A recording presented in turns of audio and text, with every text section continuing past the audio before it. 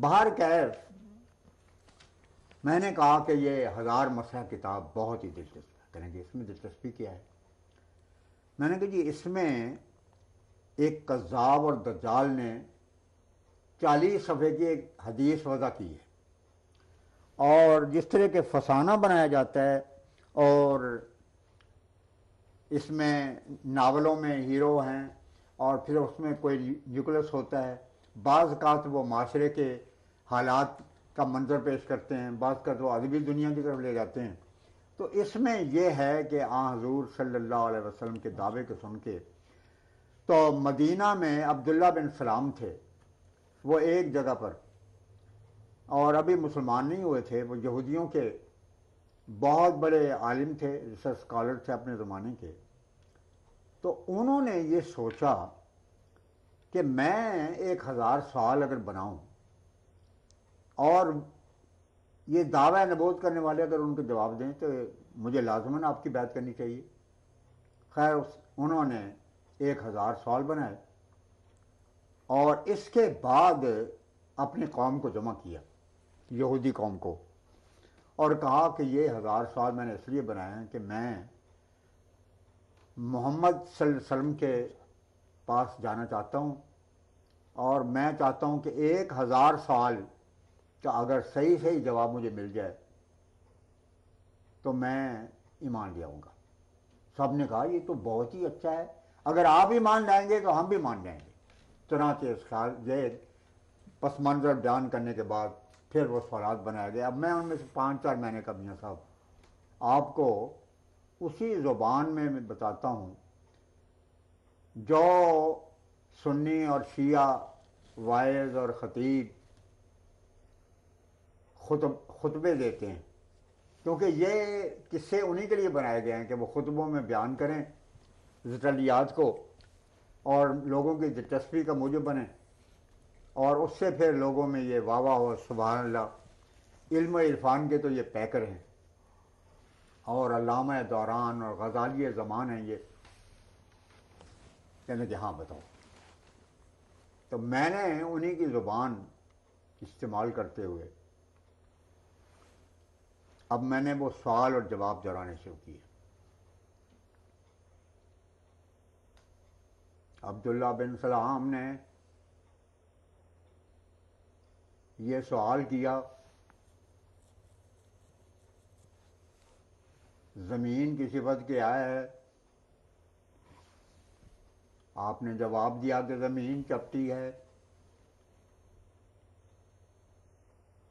عبدالسلام نے یہ بات کہی، عبداللہ بن عبدالسلام نے،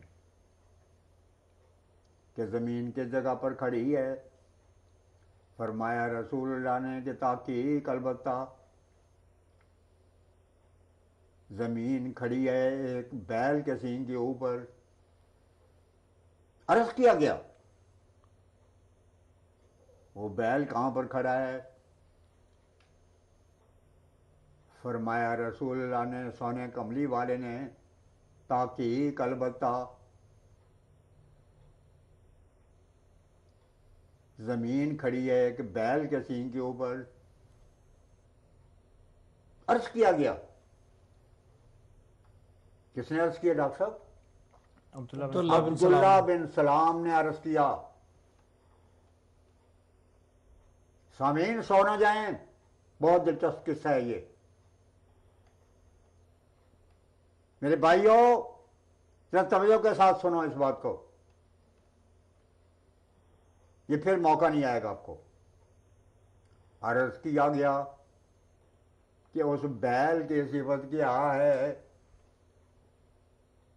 فرمایا رسول اللہ صلی اللہ علیہ وسلم نے تحقیق البتہ نہیں چھوڑا، تحقیق البتہ بیل کھڑا ہے وادی غضبان کے اوپر. سبحان اللہ. عبداللہ بن سلام نے عرض کی تھا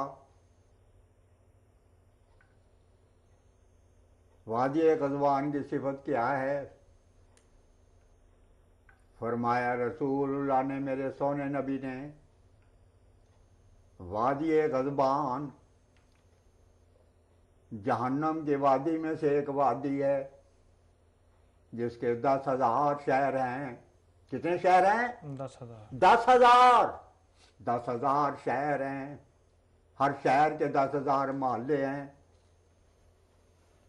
ہر محلے میں 10,000 گلیاں ہیں.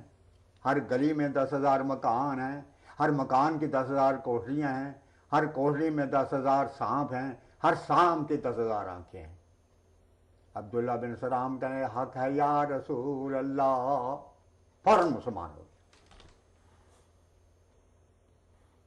تو یہ ایک نمونہ تھا. اب حضرت سیدنا طاہر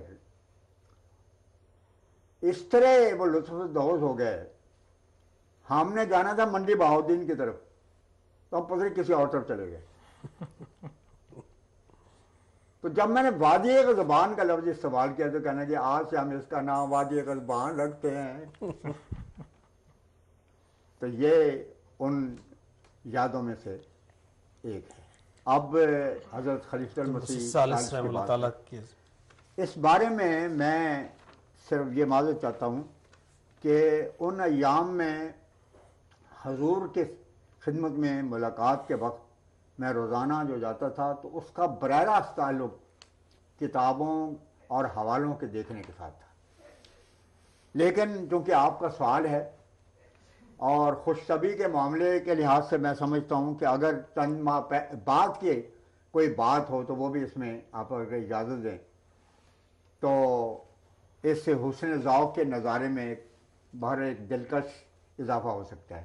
اجازت ہے تو میں عرض کروں. وہ ایک واقعہ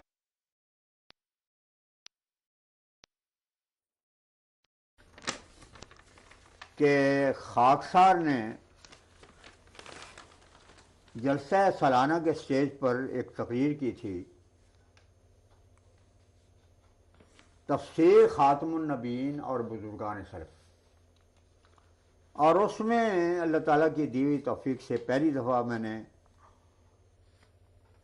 اسلامی ممالک خصوصاً ترکی سے لٹریچر منگوایا اور ختم نبوت کے متعلق 1300 سال میں جو کتابیں شائع ہوئیں اور جو ہمیں میسر آ سکتی تھیں ان کی ریسرچ کی. اور میں نے یہ ثابت کیا کہ دیکھیں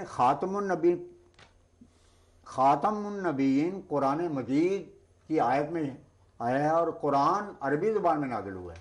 اور عربی کی خصوصیت یہ ہے کہ اس کا ہر لفظ 20 نہیں بات کر ہزاروں میں رکھتا ہے. تو میں آپ کو بتاؤں گا کہ امت مسلمہ کے اکابر اور بزرگ اور صوفیاء اور مفسرین اور صاحب قلم اور دانشور اور مورخ، انہوں نے خاتم النبیین کی آیت پر مارکت الآراء روشنی ڈالی ہے. کم از کم میری ریسرچ کے مطابق، یہ 1974 کی بات ہے، اس میں اللہ کے فضل 3 کا اور اضافہ ہوا ہے، کم از کم 30 معنی کیے ہیں. وہ معنی میں نے اس میں بیان کیے. تو ہمارے بہت مخلص بزرگ جنہوں نے شعبہ تاریخ کے لیے ٹائپ رائٹر اور ان کے خاندان، حضرت بابو قاسم دین صاحب کا خاندان بہت مخلصین میں سے ہیں، سیالکوٹ کے. اور یہ ہمارے میاں مبارک احمد صاحب، مبارک علی صاحب اور میاں مبارک علی صاحب اور دوسرے میاں اثر علی صاحب، اثر علی صاحب اور میاں عبد الماجد صاحب، یہ سارے خدا کے شعر ہیں. اور حضرت بابو قاسم دین صاحب سے نسبت کی وجہ سے بس یہ سمجھیں کہ اخلاص کے پیکر ہیں. تو میاں عبد اللطیف صاحب، میاں یہ جو بھائی، یہ میاں بھائی آٹوس، ہاں میاں بھائی آٹوس والے ایڈوکیٹ، وہ اس اسٹیج پر بیٹھے ہوئے تھے. تو تقریر ختم ہوتے ہوئے انہوں نے مجھے مبارکباد دی اور کہا کہ میں یہ چاہتا ہوں کہ 5,000 کی تعداد میں تمہاری تقریر کو اپنے خرچ پر شائع کروں. تو میں نے شکریہ ادا کیا. میں نے کہا کہ آپ پھر اس طرح کریں کہ حضرت ناظر صاحب اشاعت حضرت قاضی محمد نذیر صاحب کی خدمت میں درخواست کریں. آپ چنانچہ درخواست لکھی، انہوں نے حضور کی خدمت میں عرض کی. حضور نے لکھا کہ ضرور شائع کی جائے، مگر میں اس کو اشاعت سے پہلے دیکھنا چاہتا ہوں، ایک نظر۔ اس سلسلہ میں حضور نے مجھے بلایا